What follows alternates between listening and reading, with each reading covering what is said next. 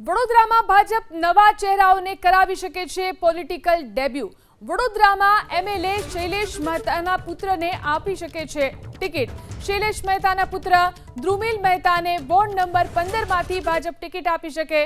વડોદરામાં ભાજપ નલિન પોથીવાલાને પણ ટિકિટ આપી શકે છે, તો ભાજપ કિરણ મૈડાને પણ મેદાનમાં ઉતારી શકે છે। વડોદરા મનપામાં ભાજપ ઝાહિર કુરેશીને પણ ટિકિટ આપી શકે છે, તો ભાજપ કોમલ કુકરેજાને પણ ટિકિટ આપી શકે છે। આ તમામ નામો વડોદરાની અંદર ચર્ચાઈ રહ્યા છે। આ વિશે વધુ જાણકારી મેળવી અમારા સંવાદદાતા લોરેન્સ આપણી સાથે વડોદરાથી જોડાયા છે। લોરેન્સ, શું લાગી રહ્યું છે આ વખતે કોનું પોલિટિકલ ડેબ્યુ થઈ શકે છે?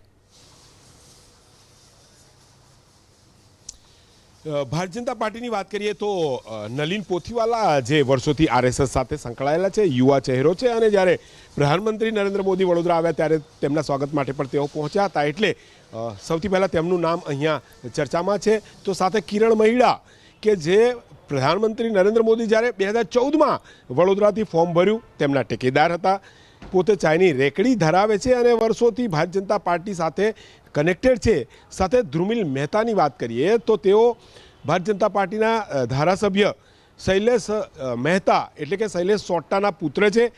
વોર્ડ 15માં તેમને ટિકિટ મળવાની શક્યતા છે, એટલા માટે કે ભારતીય જનતા પાર્ટીમાં આ જે વોર્ડ છે તેની અંદર ભારતીય જનતા પાર્ટીના જે ઉમેદવાર હતા, કહી શકાય પહેલાં કાઉન્સિલર હતા, તેઓ કોંગ્રેસમાં પહોંચી ગયા છે। તો સાથે અહીંયા પાંચમું નામ કોમલ કુકરેજા છે, જે વકીલ પણ છે, વર્ષોથી ભારતીય જનતા પાર્ટીમાં છે, એટલે કુલ આ જે 5 નામો છે તે વધુ ચર્ચામાં છે।